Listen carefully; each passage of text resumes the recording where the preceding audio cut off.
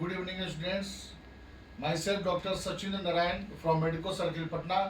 आज हम लोग एक बहुत महत्वपूर्ण टॉपिक पर डिस्कशन करने जा रहे हैं जिसका नाम है शॉक।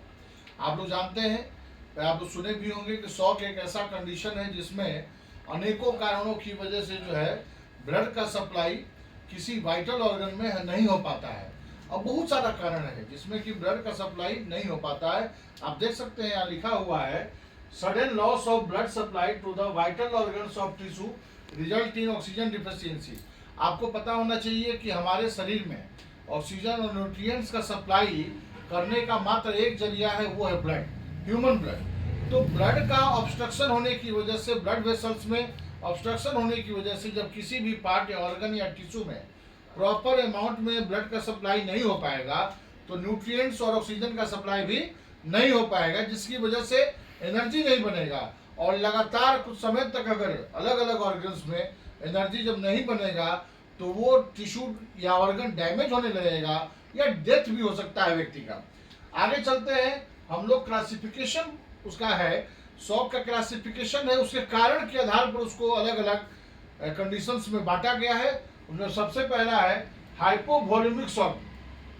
जब किसी व्यक्ति के शरीर का ब्लड किसी भी कारण से, जैसे डिहाइड्रेशन की वजह से बॉडी फ्लूइड लॉस होता है उसकी वजह से, या ब्लीडिंग, एक्सेस ब्लीडिंग की वजह से, अगर वॉल्यूम ब्लड का अगर कम होता है उस कंडीशन में अगर शॉक डेवलप होता है किसी व्यक्ति को, तो वैसे कंडीशन को हम हाइपोवॉल्यूमिक शॉक कहते हैं।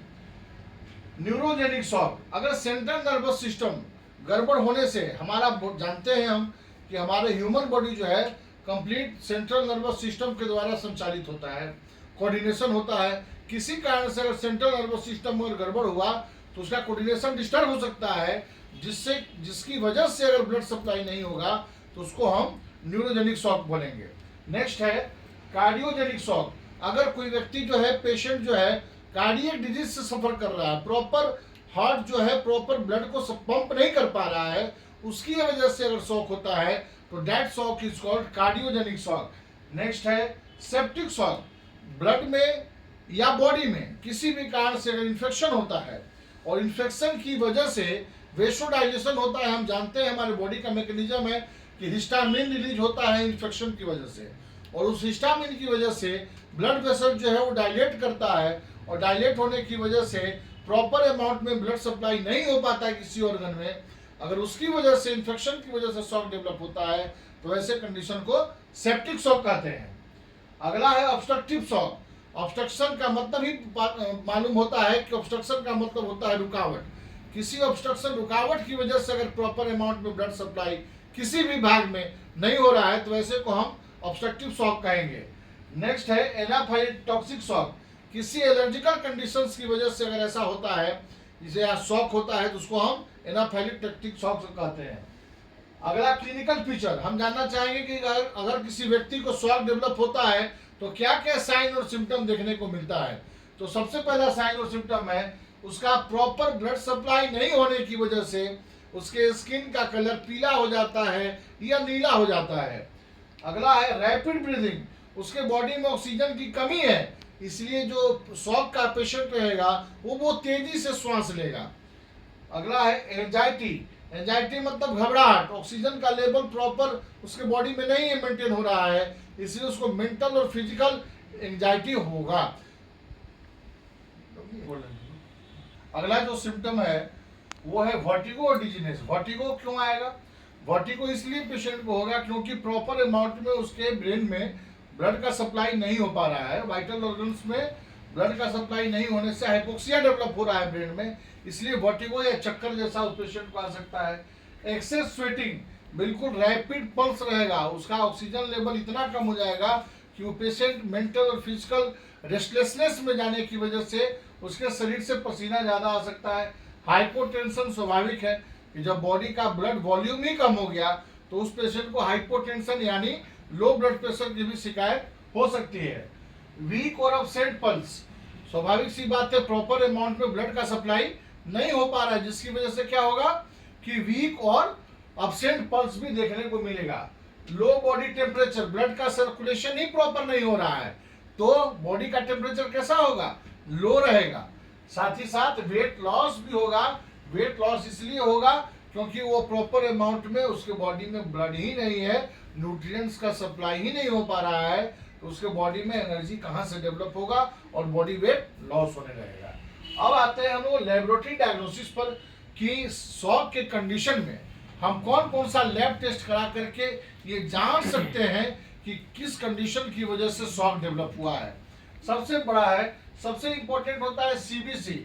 सीबीसी का फुल फॉर्म होता है कंप्लीट ब्लड काउंट, और कंप्लीट ब्लड काउंट एक ऐसा लेबोरेटरी डायग्नोस्टिक टेस्ट है जो कि मैक्सिमम डिजॉर्डर्स में हम कराते हैं और बहुत सारे बीमारियों का हम इससे पता लगा सकते हैं। सबसे बड़ी बात, कंप्लीट ब्लड काउंट से हम इन्फेक्शन का रेशियो पता लगा सकते हैं कि बॉडी में इन्फेक्शन का क्या रेशियो है, टोटल ल्यूकोसाइट काउंट और डिफरेंशियल ल्यूकोसाइट काउंट के द्वारा हम ये मालूम कर सकते हैं कि आखिर में इन्फेक्शन का डेप्थ क्या है, ईएसआर कितना बढ़ा हुआ है, हीमोग्लोबिन परसेंटेज क्या है, आरबीसी का वॉल्यूम कितना है और हीमोग्लोबिन का परसेंटेज क्या है। ये सारी बातें हम सीबीसी के माध्यम से जान सकते हैं।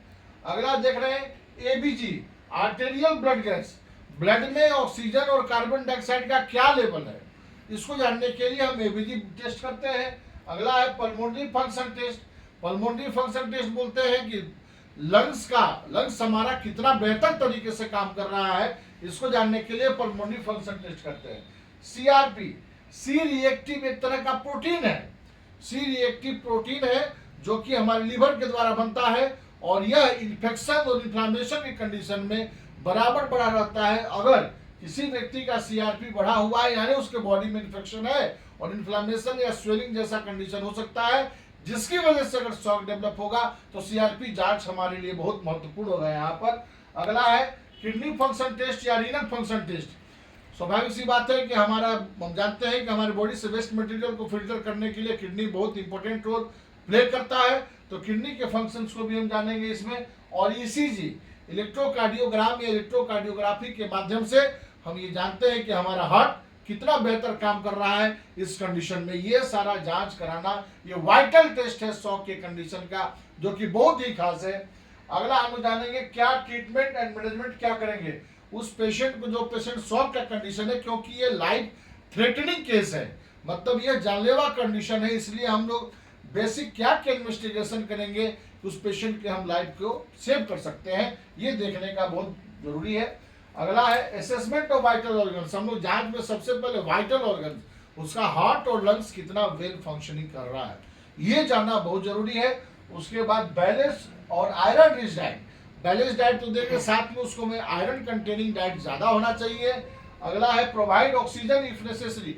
स्वाभाविक सी बात है कि प्रॉपर अमाउंट में उसको ऑक्सीजन सप्लाई हम देंगे ताकि ऑक्सीजन का लेवल बरकरार रहे। साथ ही साथ provide comfortable position to the patient, patient को कंप्लीट बेड रेस्ट देंगे। साथ ही साथ हेल्थ एजुकेशन, जो उसको सिखाना है, बताना है कि भैया आप इस अनुसार आपको ये दिक्कत हुआ है, इसके अनुसार आपको ये इस तरीके से परहेज करना चाहिए, वो हेल्थ एजुकेशन भी दे करके हम पेशेंट को बेटर कर सकते हैं। Provide mental and physical support, और साथ ही साथ पेशेंट के साइन एंड सिम्टम और कंडीशन के हिसाब से हम शॉक के पेशेंट का इलाज करते हैं। आज का यही टॉपिक शॉक था। अगले टॉपिक हम लोग अगले नेक्स्ट वीडियो में देखेंगे। Thank you so much.